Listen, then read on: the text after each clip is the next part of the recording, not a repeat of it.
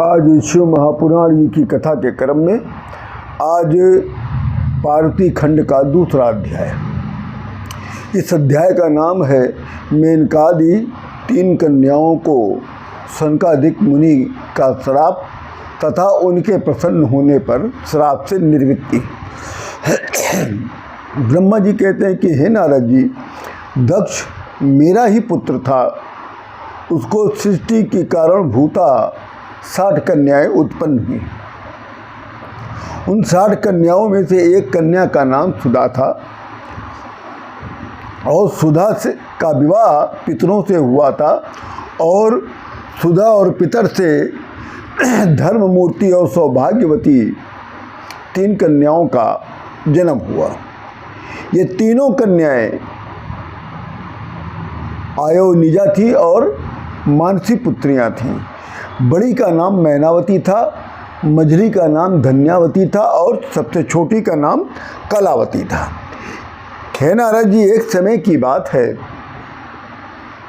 ये तीनों बहनें भगवान विष्णु का दर्शन करने के लिए श्वेत द्वीप गई।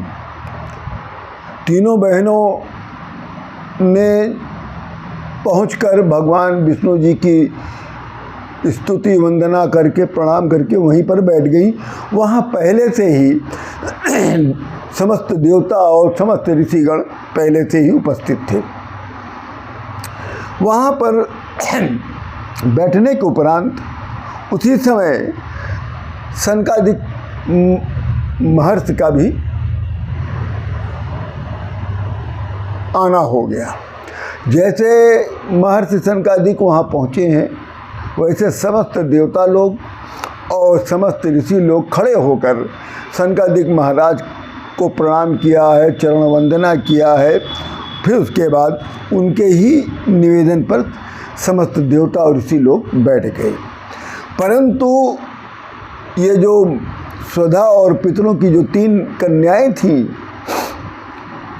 धन्या, मैना और कलावती, ये तीनों कन्याएं शिव माया से मोहित हो गई थी, जिस कारण ये सनकादिक महाराज के सम्मान में न खड़ी हुई और न ही सनकादिक महाराज को प्रणाम किया। सनकादिक महाराज जिनको क्रोध नहीं आता था, आज उनको क्रोध भी आ गया और क्रोध में आने के कारण उन्होंने उनके मुख से तीनों सुधा की तीनों पुत्रियों के लिए श्राप निकल गया। वो कहते हैं कि तुम यद्यपि पितरों की कन्या हो, फिर भी तुम्हें श्रुति तत्व का ज्ञान नहीं और तुम लोग गर्व के साथ नर भाव से मोहित हो। तुम लोगों ने ना तो मेरा अभ्युत्थान किया और ना ही मुझे नमस्कार किया।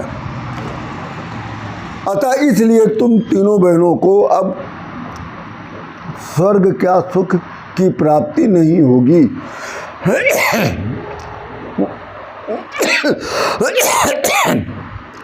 तीनों बहनों, तुम लोग स्वर्ग के सुख से वंचित रह जाओगी।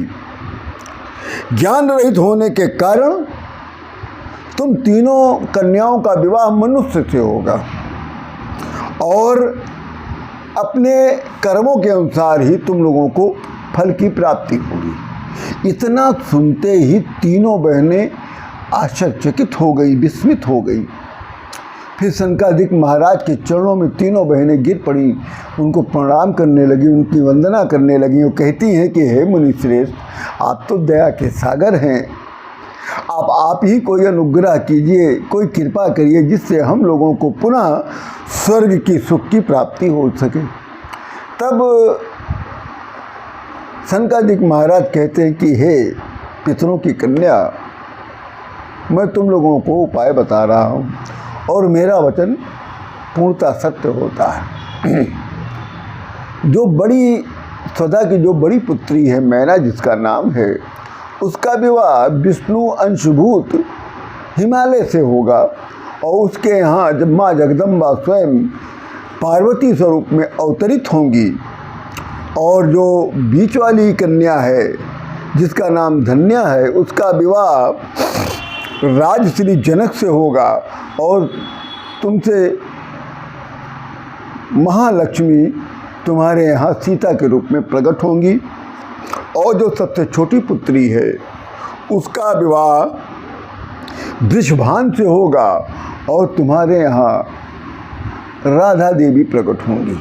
और इन तीनों पुत्रियों के कारण तुम्हारा नाम होगा, तुम्हें यश की प्राप्ति होगी और तुम तीनों इस त्रिलोक की तुम लोग लोक माताएं कहलाओगी और तुम्हारी तीनों पुत्रियां इस त्रिलोक की देवियां कहलाएंगी। और इसी कारण, इसी तरह से, इसी प्रकार से तुम लोगों को पुनः स्वर्ग की सुख की प्राप्ति हो जाएगी। इस प्रकार से आज का ये अध्याय यहीं पूर्ण होता है। आप सभी लोगों को प्रणाम।